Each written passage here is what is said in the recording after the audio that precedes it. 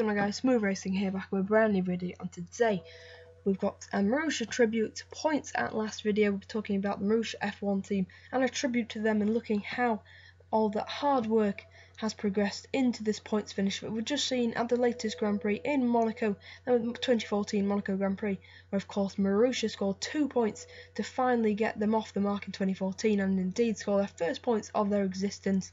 In this video we'll be talking about the team, the drivers, the liveries, the years, the Monaco Grand Prix itself, and the future of the Marussia F1 team.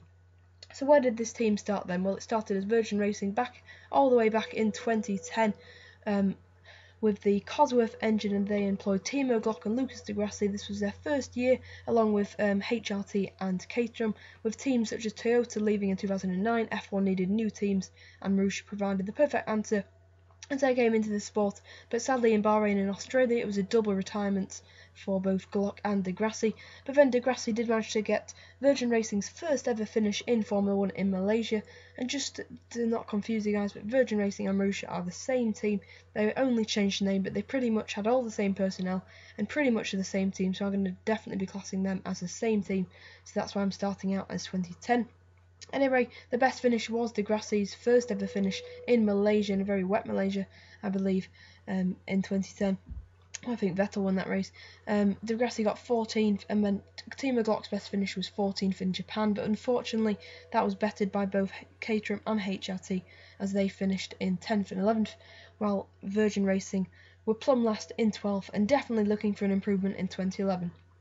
Sadly, that didn't really come. As the new season started, there was encouraging signs as D'Ambrosio got 14th, but then things went downhill from then, with some of the highs were 14th and 15th in Turkey, and then even in the Canada race in 2011, where other teams picked up, it was a double retirement in that crazy race.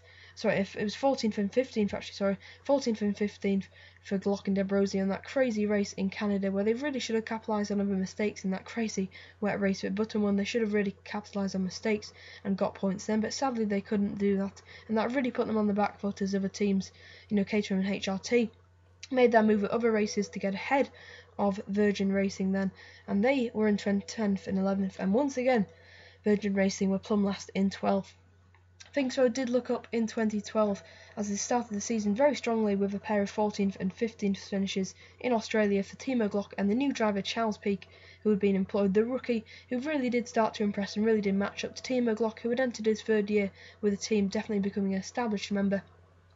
Sadly though, they couldn't beat Lotus, or Caterham as they were called then, but they did manage to actually beat HRT, moving them up to 11th place and their best result so far in Formula 1. Definitely encouraging signs. As they came into the 2013 season, they started with a clean slate, as Charles Peake had moved to rivals Caterham and Timo Glock had moved to DTM.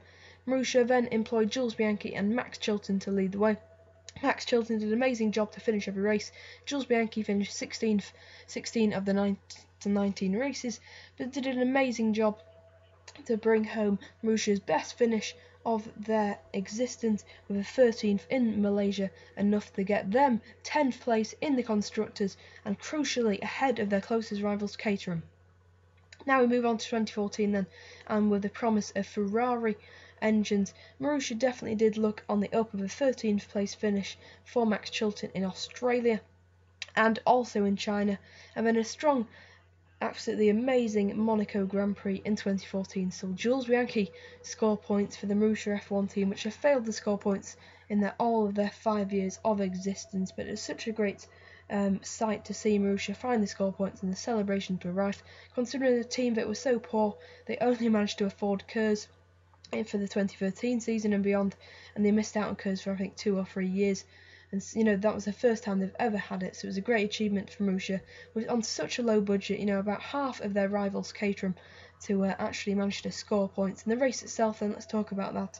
An absolutely outstanding drive from Jules Bianchi to win, to win Marussia's first ever points in 9th place. And that move on Kobayashi, that controversial move, was that could have been the difference, because if he wouldn't be able to get past him, then maybe Kobayashi could have beaten him, and maybe this video could be about Caterham F1 team scoring their first ever points. But anyway, an absolutely amazing drive from Bianchi, taking nothing away from him, and anyone who says that was just lucky, then just look at all the hard work and look at Formula 1 itself.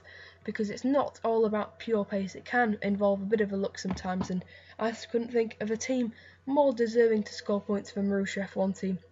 Congratulations to them with that amazing livery, that black and red livery, which is now very distinctive and famous of them. It's changed slightly over the years with a bit of white being added in recent years, but it looks very nice and definitely one of my favourite liveries in Formula 1, as Marussia are my second favourite team. And let's talk about the future now then. And now they've scored points, surely this is going to give them confidence to score more. Of course, they're already putting loads of hard work in. We know they said before interest in the Spanish test, but of course if they had unlimited resources, unlimited budgets, like the likes of Ferrari and Red Bull do, then they think they'll be right up there in the top end of the midfield and maybe even challenging for wins. Sadly, they don't have that budget, but hopefully investors could invest in them now, especially Monaco being the race where the most sponsors visit. So a really good chance for Marussia for the future. We'll have to see. It's so tough in Formula 1 to survive, and this has given them encouragement. But their closest rivals, Caterham F1, have been put up for sale as a direct result of them scoring points.